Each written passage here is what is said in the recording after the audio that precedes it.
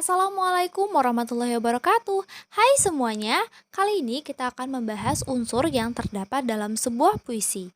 Puisi yang akan kita bahas merupakan puisi dari Amir Hamzah, Khairil Anwar, dan Sutarji Kalzumbahri. Menurut teori Welek dan Weren, sebuah puisi dibangun oleh dua unsur yakni keindahan dan manfaat. Unsur yang pertama yakni keindahan. Pada keindahan ini dibagi menjadi tiga, yakni ada bunyi, gaya bahasa, dan diksi. Dan pada bunyi sendiri, ini ada bunyi efoni, ada bunyi kakofoni, dan juga rima. Unsur yang kedua yakni manfaat. Manfaat ini berkaitan dengan amanat yang ingin disampaikan. Selanjutnya, teori tersebut dijabarkan oleh Hermanji Waluyo. Tiga penyair tadi dibedakan atas titik berat atau fokus utama di setiap karyanya. Amir Hamzah mementingkan unsur keindahan dan manfaat. Khairil Anwar lebih mementingkan manfaat dibanding dengan keindahannya, sedangkan Sutarji Kalsumbahri lebih mementingkan keindahan dibandingkan manfaatnya. Selanjutnya, kita akan menganalisis dua puisi pada masing-masing penyair tersebut dan kali ini saya memilih untuk menganalisis puisi yang bertemakan religi. Puisi pertama yang berjudul Doa karya Amir Hamzah. Yang pertama, unsur keindahan. Bunyi efoni, salah satunya yakni kata sepoi. Kata pada pertengahan saja ini tidak dibunyikan secara menggebu-gebu, tetapi keindahan suara efoni yang terdengar justru menyeret kita kepada perasaan yang ingin disampaikan penyair dalam sebuah puisi. Selanjutnya, bunyi kakofoni. Pengulangan kata dengan konsonan B, yakni bersinar dan berbinar, membuat suasana yang tertuju kepada suatu perasaan dan suasana yang ingin disampaikan dalam puisi. Selanjutnya, rima. Rima yang terdapat pada puisi ini ada rima awal dan rima satu baris. Selanjutnya, gaya bahasa. Pada puisi ini terdapat majas metafora, personifikasi. Contohnya ialah bagai bintang memasang lilinnya. Dan yang terakhir adalah diksi.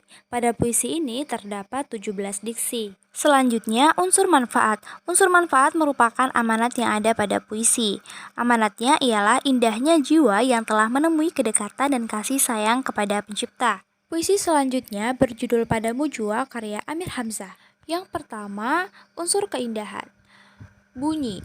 Bunyi efoni, salah satunya ialah gelap. Kata ini tidak dibunyikan secara menggebu-gebu, tetapi keindahan suara efoni yang terdengar justru menyeret kita kepada keadaan yang digambarkan. Selanjutnya ada bunyi kakofoni. Pengulangan kata dengan diksi-diksi yang tepat menghadirkan bunyi yang terlihat lebih indah. Selanjutnya ada rima. Rima yang terdapat pada puisi ini yakni terdapat rima akhir. Selanjutnya ada gaya bahasa. Gaya bahasanya ialah majas personifikasi. Selanjutnya, diksi. Pada puisi ini terdapat 19 diksi. Kedua, unsur manfaat. Pada puisi ini kekasih bukan hanya sekedar manusia, tetapi kekasih di sini ialah Tuhan. Sehingga amanat pada puisi ini ialah Tuhan tidak pernah berhenti mencintai meski umatnya senantiasa berpaling. Selanjutnya kita beralih kepada puisi Khairil Anwar. Ini merupakan puisi pertama yang berjudul Di Masjid. Pertama, unsur keindahan. Bunyi efoni. Salah satunya yakni kataku seru.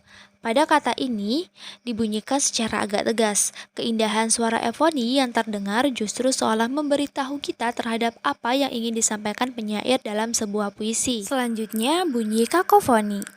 Pengulangan kata dengan konsonan B yakni binasa, membinasa membuat suasana mencekam yang ingin disampaikan dalam puisi.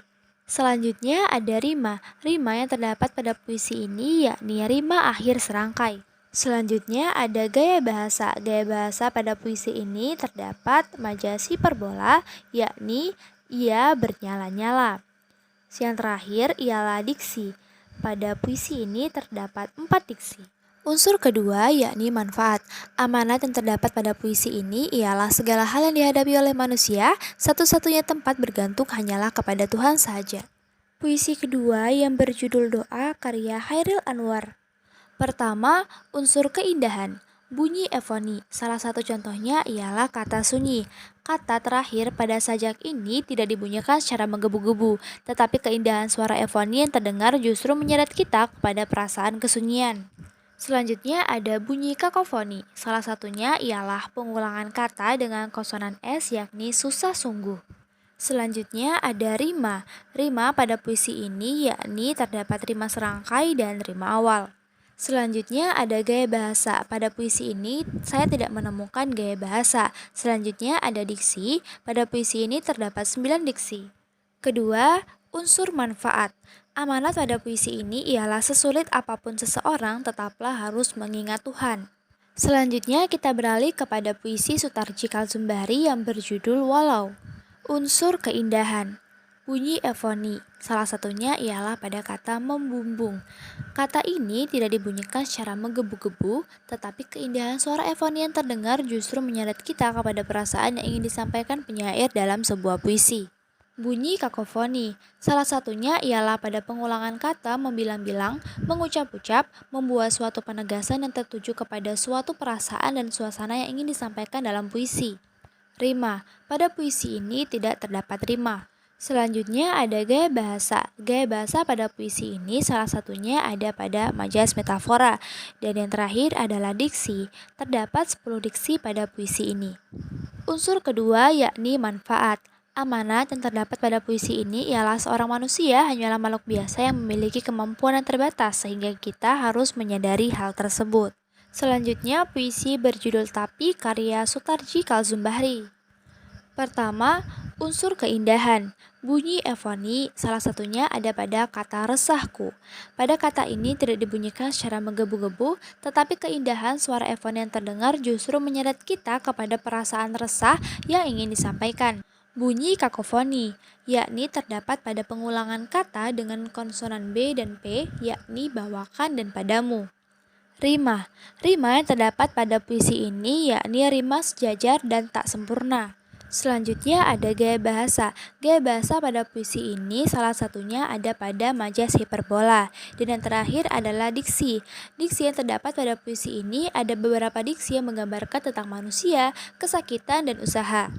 Kedua, unsur manfaat. Amanat yang terdapat pada puisi ini ialah derajat manusia tidaklah tinggi di hadapan Tuhan apabila ia menyombongkan apa yang mereka punya kepada Tuhan.